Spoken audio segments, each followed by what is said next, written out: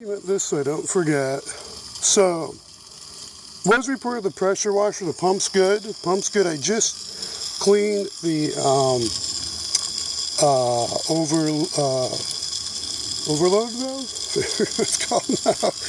But I definitely need a filter screen and gasket where the hose goes on. Otherwise, everything looks great. The unloader valve was good. Actually, it was a little dirty. Cleaned it up, oiled it. Perfect looking on the inside. I don't know pressure-wise what it's tuned to. I don't have a way to calibrate that, but seems good. Now, what I've just discovered is this carburetor is perplexing me because it's the cheapest GC carb I've ever seen before in my life. There's no needle to adjust the choke or the low idle, and I can't really adjust the high idle. So I just might have had an epiphany moment. Oh, and I did check there's no spark arrestor, so that's not clogged. I don't know if somebody took that out or was never installed. But definitely the cheapest carb. I'm like, I cleaned it thoroughly. What the? I know I didn't miss anything.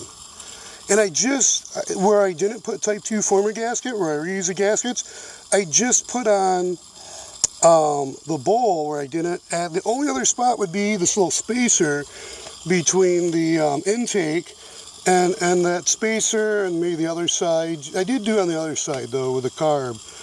So, and then I'm looking in the diagrams and I'm like, the originals didn't use this cheap, they use more of a typical tunable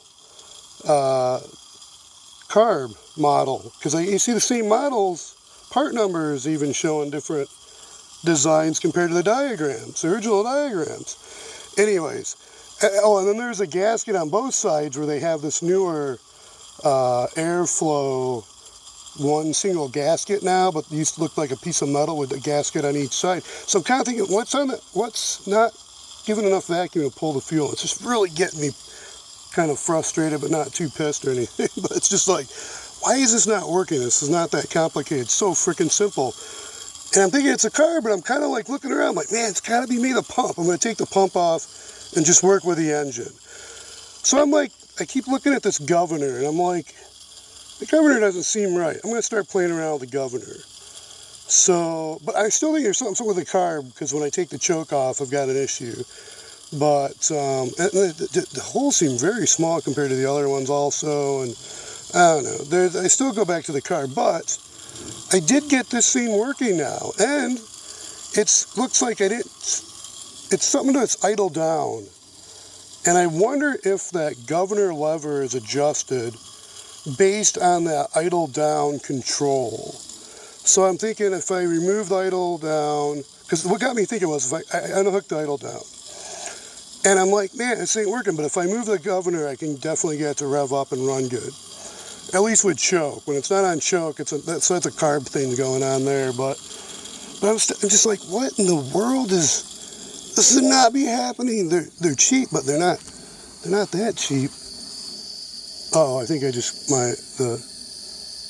my pump just ran my pressure out.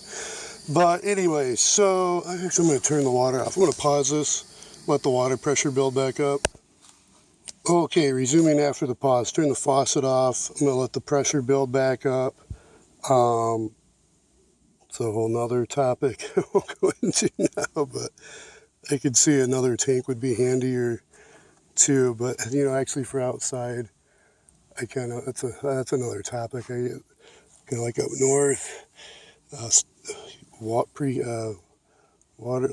heater. What do you call them? Like a pond to warm the water up, so it's not as cold as the groundwater. But anyways, so back to where I was. This governor, I'm like, okay, I'm gonna go ahead and manually play with this.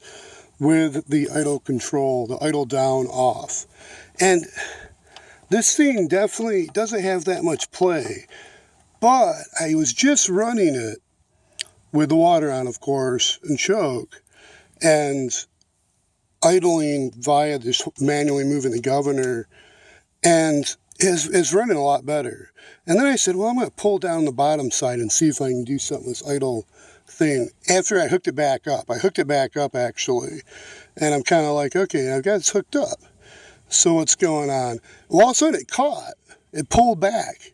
So it's similar to like I was getting to get good idle, high idle, and it cut. So I probably should remove this idle down cable from the pump side, make sure that's all clean and lube that all up good. But it caught and it's blowing water out great. So looked perfect, but when I went down to run, again, kind of confirming I must still have something up with this carb, or this is just like, again, it's the cheapest carb version I've ever seen in my life on a Honda. Well, in anything, I've never seen a carb so cheap. It's just limited, you can't do much. So there must be something hidden in there with the idle circuit where I don't see it on the, it's not in the fuel coming in, it's not in the needle, it's not in the flow, it's not in the main, doesn't appear to be on the main jet, it doesn't appear to be in the emulsifier tube. There's something internal where you remove for would be the low idle jet. I forget what they call that. It's not the needle valve, but this does have that Phillips head screw I can remove and clean that out. It seemed clean, but I don't know. Something in there is my guess is kind of funky. I'm guessing. Maybe. But anyways, outside of that issue, which is resolvable, I don't know. I guess I got kind of stoked figuring out how this works. But I'm going to let the water pressure build up, and then I'll go ahead and pause and try to recreate so I don't forget. Okay, let's see if I can.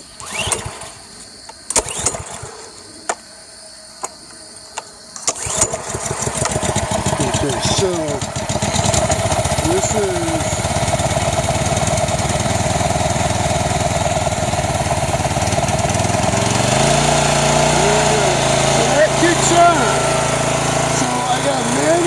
that idle down.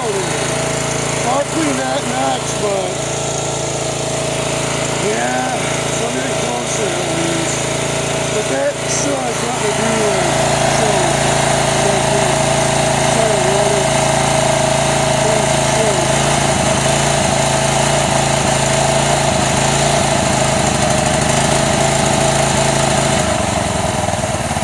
so you can see with choke. And I got manually move that governor back out. Don't do it, but if I manually push that in, that does it. So, yeah, that's gotta be cleaned up. I'm just gonna go ahead and power this off and turn the water off. Yeah, that looks like what it is.